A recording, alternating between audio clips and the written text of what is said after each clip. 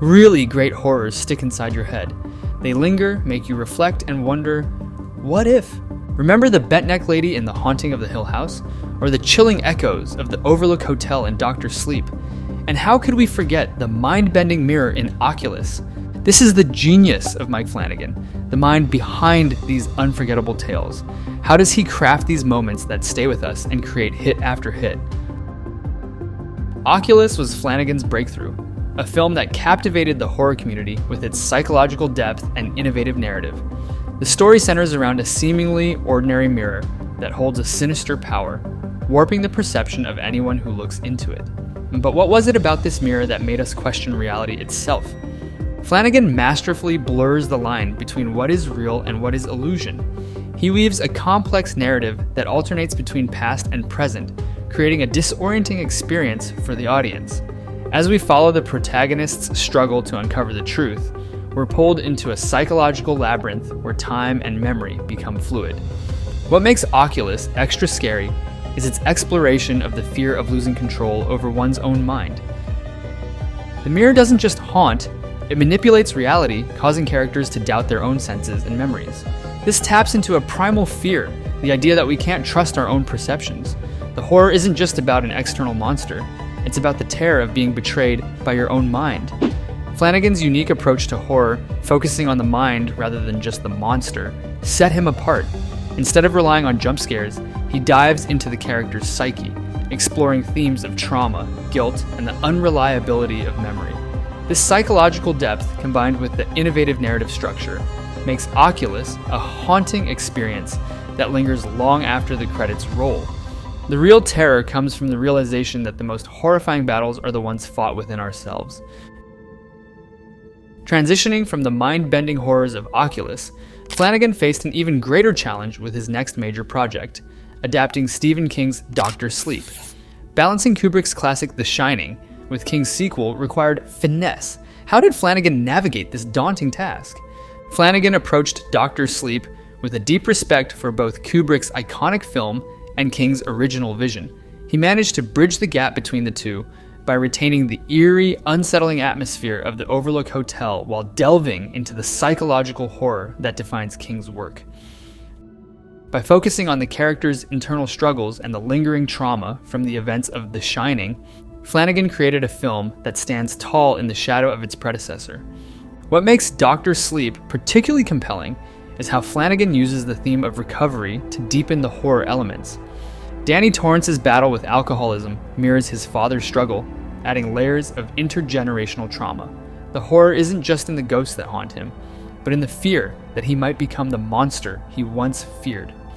Flanagan also introduces Rose, the Hat, and the True Knot, a group of psychic vampires who feed on the steam of gifted children. This element adds a fresh layer of horror that is both physically and psychologically invasive. By making the villains predators of innocence and potential, Flanagan elevates the stakes beyond mere survival, touching on the exploitation and corruption of purity. The climax, set in the decrepit remains of the Overlook Hotel, isn't just a return to a haunted house, it's a return to the site of Danny's trauma. This confrontation forces Danny to face his past demons in a literal and metaphorical sense, making the battle deeply personal and cathartic. The Overlook becomes a character in itself, embodying the unresolved horrors that Danny must overcome. Next, let's dive into one of Flanagan's most acclaimed works, The Haunting of Hill House. This series is an emotional journey through grief and trauma. Why do we feel the Crane family's pain so deeply? Flanagan's character-driven approach and non-linear storytelling draw us into their world, making every scare personal. Flanagan intricately weaves the past and present, revealing the Crane family's history layer by layer. This non-linear narrative structure allows us to see the long-term impact of their experiences with Hill House, making their traumas feel more immediate and real. Each episode focuses on a different family member, exploring their personal struggles and how the horrors of Hill House have shaped their lives. This deep dive into individual perspectives creates a rich, multifaceted story that resonates on an emotional level. The series dive into themes of mental illness, addiction, and loss, grounding the supernatural elements in real, relatable human experiences. For example, Stephen's skepticism, Shirley's need for control, Theo's emotional detachment, Luke's battle with addiction, and Nell's loneliness all stem from their shared trauma but manifest in unique ways. By giving each character a distinct voice and journey, Flanagan makes their fears and pains profoundly personal and relatable. One of the most powerful aspects of The Haunting of Hill House is how it uses horror to explore the process of mourning and the impact of unresolved grief. The ghosts in Hill House are not just malevolent spirits, they symbolize the characters' past traumas and unspoken sorrows. The infamous Bent-Neck Lady is a perfect example of this, as her identity and connection to Nell reveal a heart-wrenching twist that redefines our understanding of her haunting. Flanagan also employs visual storytelling techniques that enhance the emotional depth and horror of the series. Long, continuous shots, such as the one in the 6th episode, Two Storms, immerse viewers in the Crane family's turmoil and heighten the tension. This technical mastery not only showcases Flanagan's directorial skill, but also serves to draw viewers deeper into the characters' experiences. The house itself becomes a character, reflecting the Crane family's internal and external struggles. Its shifting rooms and hidden horrors mirror the unpredictable nature of trauma and memory. By making the house an active participant in the story, Flanagan blurs the lines between psychological and supernatural horror, making each scare feel deeply personal and significant. Flanagan's genius lies in his characters. They are deeply flawed, relatable, and real. Why do we care so much about them? Because their fears are our fears. By building rich, complex characters, Flanagan makes every moment of terror hit home. Each member of the Crane family deals with their trauma in unique ways that feel authentic. Danny Torrance's battle with alcoholism and his journey towards redemption is another prime example. His fear isn't just about ghosts from the Overlook Hotel, it's about the monster he fears becoming, due to his father's legacy. Flanagan's characters are not mere archetypes or cannon fodder for the supernatural. They are well-rounded individuals with distinct personalities, backstories, and emotional arcs. This depth ensures that when they face terrifying situations, we are not just scared for them, we are scared with them. Flanagan also excels in creating antagonists who are not just evil for the sake of being evil, but have their own motivations and complexities.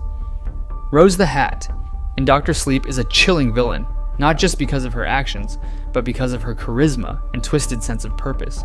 Her pursuit of immortality and power makes her terrifyingly human and relatable in her own right.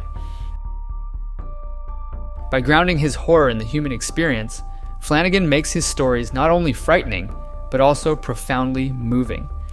This brings us to a fundamental question. What does Flanagan believe is the essence of true horror? For him, horror is not just about the supernatural or the grotesque. He sees it as a way to explore deeper human emotions and experiences. Flanagan believes that the most effective horror stories are those that dive into the human psyche, exposing vulnerabilities, fears, and the complexities of the human condition. This philosophy shapes his unique approach to storytelling, making his films not just scary, but profoundly affecting. Flanagan often speaks about how horror provides a lens through which we can examine our deepest anxieties and unresolved traumas. He uses horror as a tool to reflect on universal themes such as grief, loss, guilt, and redemption.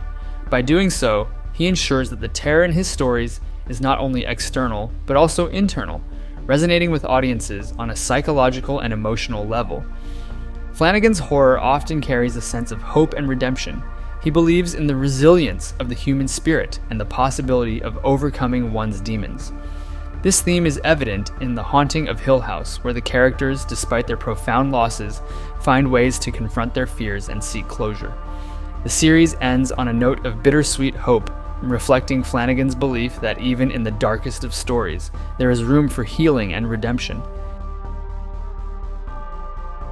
As we look to the future, we can only anticipate what new nightmares Mike Flanagan will conjure up next. With each project, he continues to push the boundaries of the horror genre, making us question not only the nature of fear, but also the depths of our own minds. In a genre often dominated by fleeting scares, Flanagan's stories linger, haunting us long after the screen goes dark.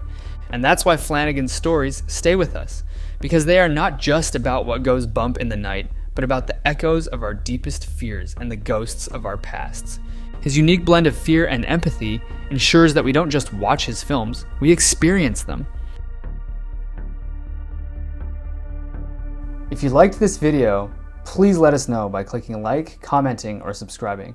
It's the best way for us to know how to refine the channel going forward.